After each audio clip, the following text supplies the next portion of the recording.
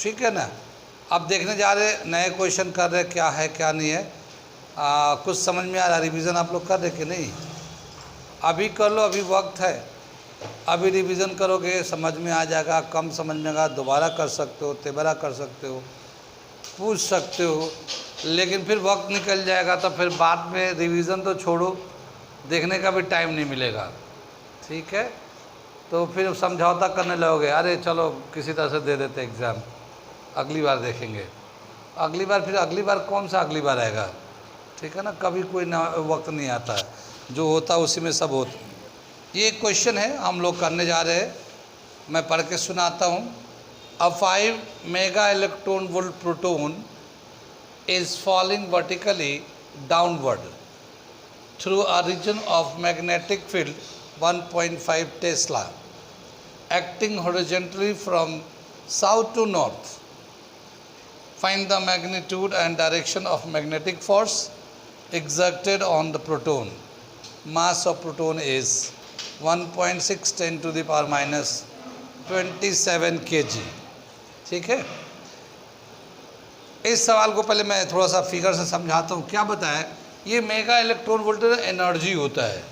एक प्रोटॉन है, उसके पास एनर्जी है कितना? 5 mega electron volt. Mega electron volt energy के यूनिट है। तो एक प्रोटॉन जो मूव कर रहा है फ्रॉम टॉप टू बॉटम, यानी यहाँ से वो यहाँ से आ रही है, सोल्यूशन कर रहे हैं यहाँ पे, ठीक है ना। तो एक जो है प्रोटॉन ऐसे चला रहा, प्रोटॉन, और इसका एनर्जी दे रखा है 5 मेगा इलेक्ट्रॉन वोल्ट, इतना एनर्जी है। एनर्जी इसका काइनेटिक एनर्जी से अगर हम लोग इक्वेट करते हैं, काइनेटिक एनर्जी होता है half mv²। Mega electron volt को भी अगर हम लोग जूल में चेंज कर, जो कॉमन एनर्जी का यूनिट होता है वो जूल होता है, ठीक है ना। तो अगर इसको हम लोग जूल में कन्वर्ट करेंगे तो ये होता है 5 × 10⁻⁶ मेगा को, और इलेक्ट्रॉन वोल्ट को जूल में करने के लिए 1.6 10⁻⁻19 से मल्टीप्लाई कर देंगे। तो ये तो 5 था, 5 एज इट इज़। ये मेगा था, मेगा 10⁻⁶, और इलेक्ट्रॉन वोल्ट को जूल में करने के लिए हम लोग 1.6 10⁻⁻90 से मल्टीप्लाई कर देते हैं। जो इलेक्ट्रॉन का चार्ज होता है उससे मल्टीप्लाई कर देते हैं, ठीक है। अगर ये मेगा इलेक्ट्रॉन वोल्ट टोटल एक साथ ले तो दे दो 10⁻⁶ प्लस का 10⁻⁻19, ठीक है।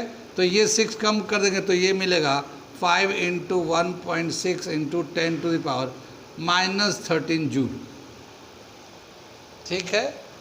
तो मेगा इलेक्ट्रॉन वोल्ट जो है 1 मेगा इलेक्ट्रॉन वोल्ट 1.6 10⁻⁻13 जूल के बराबर होता है, mega electron volt.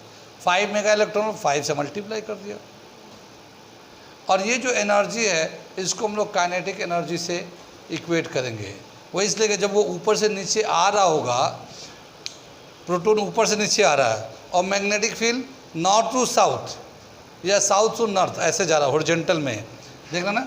Magnetic field का डायरेक्शन एक्टिंग हॉरिजॉन्टली, वो टॉप से बॉटम की तरफ आ रहा है, और मैग्नेटिक फील्ड जो है ना हॉरिजॉन्टल में काम कर रहा है ऐसे, साउथ से नॉर्थ की तरफ। तो मान लो उधर नॉर्थ है, इधर साउथ है, तो साउथ से नॉर्थ की तरफ जा रहा है। तो ये दोनों परपेंडिकुलर हो रहा है। तो उस जो प्रोटॉन ऊपर से नीचे आ रहा है उसकी वेलोसिटी कितनी है? वेलोसिटी निकालने के लिए क्या करेंगे हम लोग, इसको काइनेटिक एनर्जी के बराबर कर देंगे, ठीक है ना। Kinetic energy is equal to 5 × 1.6 10⁻⁻13 joule के बराबर कर लिया। ये इसमें होगा हाफ mv², कितना जगह 5 × 1.6 10⁻⁻13, 2 से इधर क्रॉस कर देंगे, v² लेके आ जाएंगे तो 2 × 5 × 1.6 10⁻⁻13 upon mass of proton. Mass of proton हमें दे रखा है 1.6 10⁻⁻27। तो हम लोग अगले में इसको लिख देते हैं तो ये कितना आ जाएगा, V square is equal to 2 5 10 कर लेते हैं, 10 1.6 10 टू द पावर -13 और ये है 1.6 10 टू द पावर -27, है ना, मास ऑफ प्रोटॉन। तो ये 1.6 तो इससे कैंसिल हो जाएगा और 27 नीचे माइनस में, ऊपर 13 माइनस में है, 27 नीचे से ऊपर जाएगा तो प्लस में हो जाएगा। कितना डिफरेंस बचेगा इसका, 14, ठीक है ना।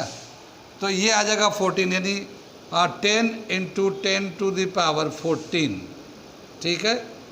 वेलोसिटी का मीटर पर सेकेंड, ये स्क्वायर है तो वो स्क्वायर में ही आएगा, मीटर स्क्वायर पर सेकेंड स्क्वायर, तो इसको हम लोग स्क्वायर में ही रख लेते हैं।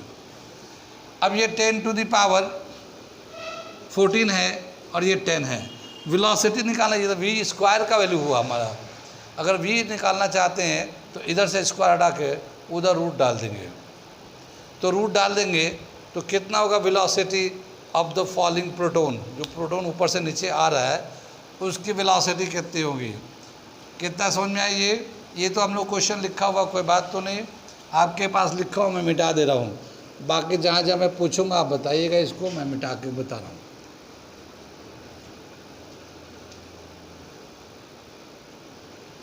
इसको जब हम लोग रूट लेंगे, v का वैल्यू निकालेंगे तो v is equal to 10 × 10 to the power 14 का रूट ले लेते हैं हम लोग, ठीक है। ये मीटर पर सेकेंड आ जाएगा। 10 का रूट लेंगे तो 3.14 ले लेते हैं, 10 टू द पावर 7 मीटर पर सेकेंड, ठीक है ना। 10 का रूट 3.16 लिया है, 10/7 मीटर पर सेकेंड। कितनी बात सुने, ये तो वेलोसिटी हो गया किसका, जो प्रोटॉन ऊपर से नीचे की तरफ आ रहा है। अब ये जो प्रोटॉन ऊपर से नीचे की तरफ आ रहा है, इस पे एक मैग्नेटिक फील्ड लग रहा है साउथ टू नॉर्थ, तो इन दोनों के बीच का डायरेक्शन क्या होगा, 90 डिग्री। ये फोर्स नीचे और मैग्नेटिक फील्ड 90 डिग्री। तो जो इस पे फोर्स लगेगा, मूविंग चार्ज, एक होता है ना, when ever a moving charge is projected inside the magnetic field, a force acts on that and the magnitude of force is BQV sin theta, ठीक है ना। सो क्या लिखेंगे, उसको लॉरेंस फोर्स भी बोलते हैं हम लोग। तो क्या लिखेंगे, the force, the magnetic force acting on the proton, क्या आ जाएगा, F इज इक्वल टू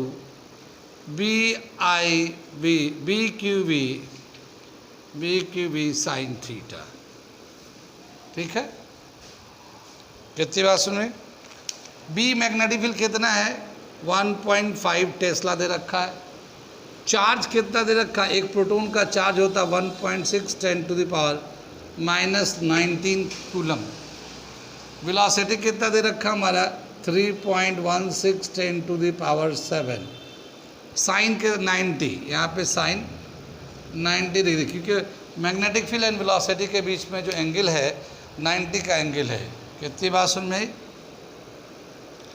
आगे चले, ये हमारा हो गया। इसको सिंप्लीफाई करते हैं, जब इसको हम लोग सिंप्लीफाई करेंगे तो वैल्यू कितना आ जाएगा, इसका मैग्नेटिक फील्ड का वैल्यू आएगा 7.58 10 to the power -12 Newton,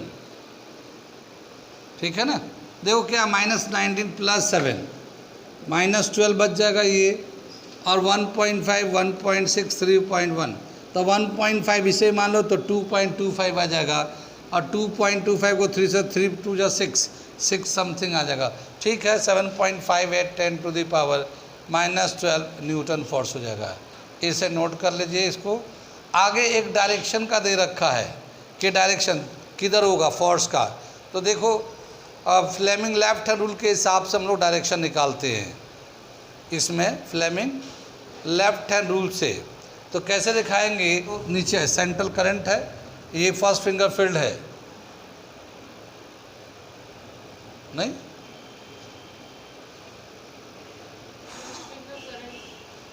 first finger field होता है, magnetic field east to south to north ले लिया, और ये चार्ज है, सेंट्रल करंट होता है चार्ज। तो प्रोटॉन पॉजिटिव चार्ज होता है तो डाउनवर्ड डायरेक्शन है, ठीक है। तो फोर्स जो ना आउटवर्ड लगेगा, फोर्स आउटवर्ड लगेगा इसका, ठीक। आगे चले, ये भी कह सकते हैं कि ये आउटवर्ड, तो यहाँ पे देखो अगर हम लोग साउथ नॉर्थ ऐसे लेते हैं, ये साउथ है ना, ये साउथ नॉर्थ ऐसे लेंगे तो इसके परपेंडिकुलर जो है ना ईस्ट एंड वेस्ट होगा, ईस्ट एंड वेस्ट। तो ये डायरेक्शन किधर जगह ईस्टवर्ड है, क्योंकि वेस्ट तो इधर आएगा, ठीक है ना, वेस्ट इधर आएगा, वेस्ट इधर आएगा, ईस्ट, ये साउथ नॉर्थ, तो साउथ से नॉर्थ जा रहा है तो ईस्टवर्ड डायरेक्शन में, तो आउटवर्ड भी बोल सकते हैं या ईस्टवर्ड डायरेक्शन बोलेंगे। तो मैग्नेटिक फोर्स का जो डायरेक्शन होगा, direction of magnetic force, direction of magnetic force is outward, और इसके हिसाब से, क्वेश्चन के हिसाब से ईस्टवर्ड हो गया। ये हमारा